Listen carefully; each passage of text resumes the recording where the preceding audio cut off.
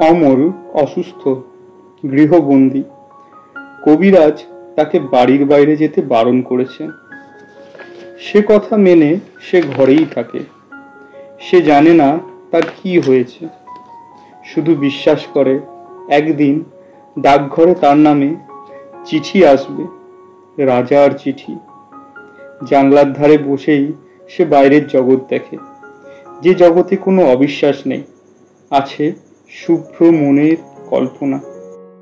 ওই যে তার গলা শোনা যায়, দই দই ভালো দই, দই নেবে ভালো দই, দই দই ভালো দই। দইওয়ালা, দইওয়ালা, ও দইওয়ালা। ডাকছো কেন? দই কিনবে? কেমন করে কিনবো? আমার তো পয়সা নেই। কেমন ছেলে তুমি, কিনবে না তো আমার বেলা বইয়ে দাও কেন? আমি যদি তোমার সঙ্গে যেতে পারতুম তো যেতুম। আমার সঙ্গে? হ্যাঁ, তুমি যে কত দূর থেকে হাঁকতে হাঁকতে চলে যাচ্ছ, শুনে আমার মন কেমন করছে। তা বাবা, তুমি এখানে বসে কি করছো? কবিরাজ আমাকে বেরোতে বারণ করেছে, তাই আমি সারাদিন এইখানেই বসে থাকি। আহা বাছা, তোমার কি হয়েছে? আমি জানি নে, আমি তো কিছু পড়িনি, তাই আমি জানি নে আমার কি হয়েছে। দইওয়ালা, তুমি কোথা থেকে আসছো? আমি আমি বাবা আমাদের গ্রাম থেকে আসছি। তোমাদের গ্রাম? অনেক দূরে তোমাদের গ্রাম? আমাদের গ্রাম সেই পাঁচমুড়া পাহাড়ের তলায়, সামলি নদীর ধারে।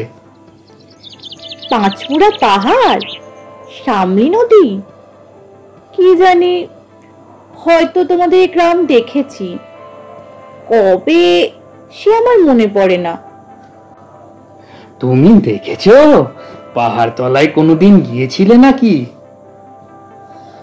না, কোনোদিন যাইনি, কিন্তু আমার মনে হয় যেন আমি দেখেছি। অনেক পুরনো কালের খুব বড় বড় গাছের তলায় তোমাদের গ্রাম, একটি লাল রঙের রাস্তার ধারে, না? ঠিক বলেছো বাবা। সেখানে পাহাড়ের গায়ে সব গরু চড়ে বেড়াচ্ছে। কি আশ্চর্য, কি আশ্চর্য! ঠিক বলছো, আমাদের গ্রামে গরু চড়ে বই কি, খুব চড়ে। মেয়েরা সব নদী থেকে জল তুলে মাথায় কলসি করে নিয়ে যায়, তাদের লাল শাড়ি পরা।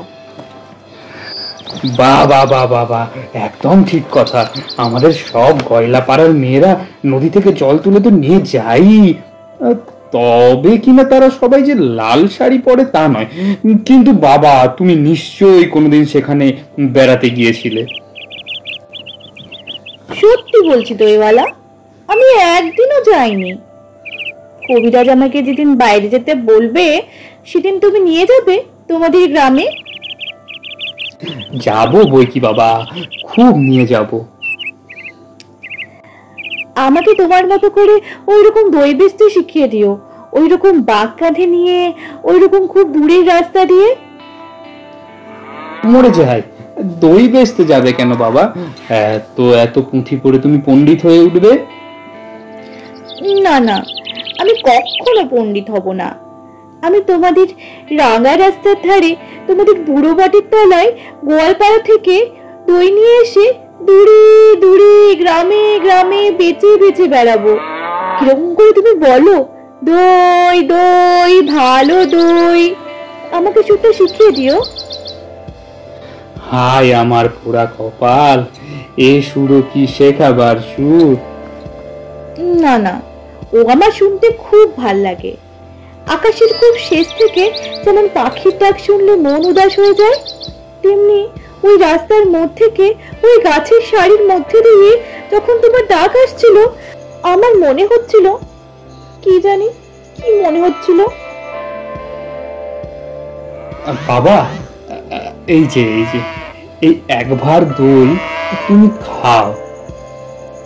আমার তো পয়সা নেই। না না না না, পয়সার কথা বলো না। তুমি আমার দই একটু খেলে আমি কত খুশি হব। তোমার কি অনেক দেরি হয়ে গেল? না না বাবা, কিচ্ছু দেরি হয়নি।